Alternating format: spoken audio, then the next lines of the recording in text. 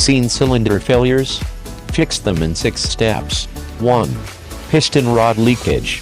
Causes: worn seals, side load wear, rod corrosion. Fix: replace seals, add guides, install dust boot. 2. End cap leakage. Causes: damaged O-rings, loose bolts. Fix: replace seals, tighten bolts. 3. Internal leakage. Causes: piston seal failure, jammed piston, misalignment. Fix: replace seals, realign rod, eliminate side load. 4. Low force or no motion. Causes: severe leakage, excessive load. Fix: repair leaks, increase pressure, increase bore size. 5. Unstable motion. Causes: load fluctuations, low pressure, poor lubrication. Fix: increase pressure, check lubricator. 6. Intermittent operation.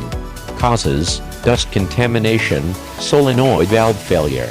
Fix: improve dust proofing, check or replace solenoid.